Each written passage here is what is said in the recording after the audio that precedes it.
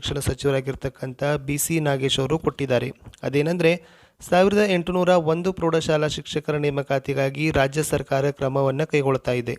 ಇದಕ್ಕೆ ಪೂರಕವಾಗಿ ಏನೆಲ್ಲ ಕ್ರಮ ಆಗ್ತಾ ಇದೆ ಅಂತಕ್ಕಂಥದ್ದನ್ನು ನಿನ್ನೆ ಅಧಿವೇಶನದಲ್ಲಿ ಮಾನ್ಯ ಶಿಕ್ಷಣ ಸಚಿವರು ಉತ್ತರವನ್ನು ಕೊಟ್ಟಿದ್ದಾರೆ. ವಿದ್ಯಾರ್ಥಿಗಳೇ ಹಾಗೂ ಸ್ಪರ್ಧಾ ಆಕಾಂಕ್ಷಿಗಳೇ, ಇದು ಒಂದು non-TET ಎಕ್ಸಾಮಿನೇಷನ್. ಈ ಒಂದು ನೇಮಕಾತಿಗಾಗಿ ಯಾವುದೇ ರೀತಿಯಾಗಿರ್ತಕ್ಕಂಥ ಶಿಕ್ಷಕರ ಅರ್ಹತಾ ಪರೀಕ್ಷೆಯಲ್ಲಿ ಅರ್ಹತೆಯನ್ನು ಗಳಿಸುವ ಅವಶ್ಯಕತೆ ಇಲ್ಲ. ಕೇವಲ BA BED ಆಗಿರ್ಬೋದು ಅಥವಾ BSc BED ಆಗಿರ್ಬೋದು ಅಥವಾ BA BPED ಈ 3 ಪದವೀಧರ ವೃಂದಗಳಿಗೆ ಸಹಾಯಕವಾಗಿರ್ತಕ್ಕಂಥ ಒಂದು ಹುದ್ದೆಗಳು ಇದಾಗಿದ್ದಾವೆ. ಸೊ ಶಿಕ್ಷಕರ ನೇಮಕಾತಿಯಲ್ಲಿ ಅಷ್ಟು ಪ್ರಾಥಮಿಕಕ್ಕಿಂತಲೂ ಕೂಡ ಪ್ರೌಢಶಾಲಾ ವಿಭಾಗದಲ್ಲಿ ನೇಮಕವಾಗ್ತಕ್ಕಂಥ ವಿಧಾನ ತುಂಬ ಸರಳ ಇದೆ. ಒಂದು ನಿರ್ದಿಷ್ಟ ಪತ್ರಿಕೆ, ಒಂದು ಸಾಮಾನ್ಯ ಅಧ್ಯಯನ ಪತ್ರಿಕೆ ಇರುತ್ತೆ.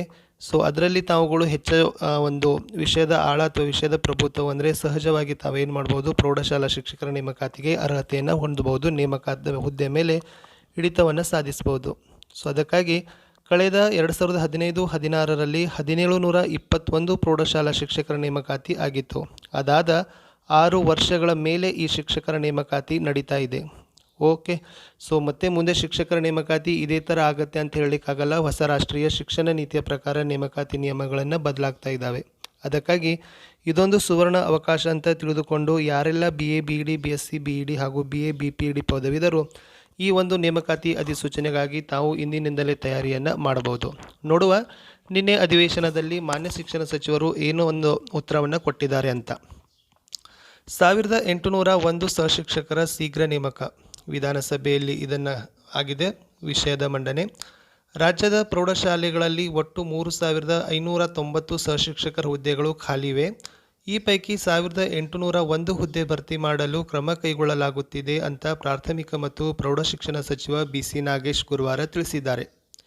JDS ಶಾಸಕರಾಗಿರ್ತಕ್ಕಂಥ TS ಬಾಲಕೃಷ್ಣ ಪ್ರಶ್ನೆಗೆ ಉತ್ತರಿಸಿರ್ತಕ್ಕಂಥ ಸಚಿವರು ಆಂಗ್ಲ ವಿಷಯದ ಹುದ್ದೆಗಳು ಸೇರಿಕೊಂಡು 1801 ಸಹಶಿಕ್ಷಕರ ಹುದ್ದೆ ಭರ್ತಿ ಮಾಡಲು ಆರ್ಥಿಕ ಇಲಾಖೆಗೆ ಪ್ರಸ್ತಾವನೆಯನ್ನು ಸಲ್ಲಿಸಲಾಗಿದೆ.